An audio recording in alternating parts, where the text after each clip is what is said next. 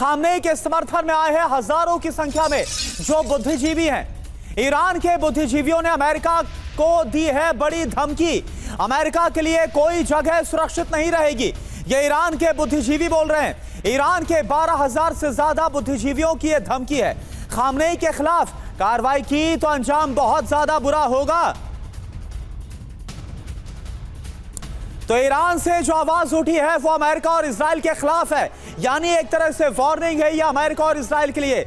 हजारों की संख्या में बुद्धिजीवियों का अमेरिका के खिलाफ ऐलान सामने आ गया है। आयतुल्लाह अली खामनेई के खिलाफ किसी तरह का एक्शन नहीं होना चाहिए, यह कह दिया गया है साफ लहजे में। अगर खामनेई को कुछ हुआ तो अंजाम फिर बहुत बुरा होगा और ना अमेरिका ना इजराइल, दोनों के खिलाफ ये पूरा जो कार्रवाई है वो की जाएगी। अमेरिका इजराइल के लिए कोई जगह सुरक्षित नहीं बचेगी, ये कह दिया गया है धमकी में। ना ईरान में, ना मध्य पूर्व में और ना दुनिया में कोई जगह है जो सुरक्षित रह पाएगी।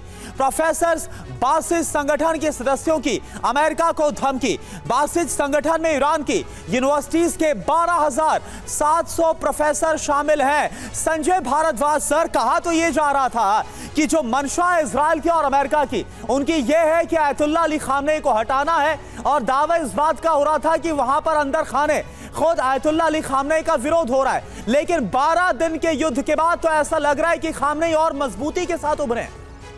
देखिए करुणा, सबसे बड़ा जो फेलियर अमेरिका का और इजराइल का जो ईरान में हुआ कि उन्होंने कोई अल्टरनेटिव एक लीडरशिप क्रिएट नहीं की। जिस तरीके की वो बात कर रहे थे कि सिविल सोसाइटी में अनरेस्ट है, खामनेई के खिलाफ प्रोटेस्ट हो रहे हैं, डेमोन्स्ट्रेट हो रहे हैं, ये सिर्फ प्रोपेगेंडा था। ग्राउंड पे कुछ भी किसी तरीके का प्रोटेस्ट खामनेई के खिलाफ नहीं हो रहा था। और ये बात साफ साफ नज़र आ रही कि जिस तरीके से जो सिविल सोसाइटी ऑर्गेनाइजेशंस हैं, प्रोफेसर्स हैं, यूनिवर्सिटीज़ के ये जो आंकड़े आप दिखा रहे हैं 12,700, एक बड़ा एक तबका होता है, ये सीधा सीधा खामनेई को एंडोर्स कर रहा है। जो वहाँ के जो थियोक्रेट्स हैं वो उसको एंडोर्स कर रहा है। एक बहुत बड़ा सपोर्ट मिल रहा है। देखिए अमेरिका ने क्या कोशिश किया, अमेरिका ने एक तरीके से ब्रेन ड्रेन करने का प्रयास किया कि जो ईरान के जो न्यूक्लियर प्रोग्राम्स हैं या बाकी जो मिलिट्री डिफेंस प्रोग्राम्स हैं उनमें साइंटिस्ट का जो रोल है, साइंटिस्ट को टारगेट करके ख़त्म कर दिया जाए। लेकिन वहाँ पर भी बहुत हद तक कामयाब नहीं हुआ। और जहाँ तक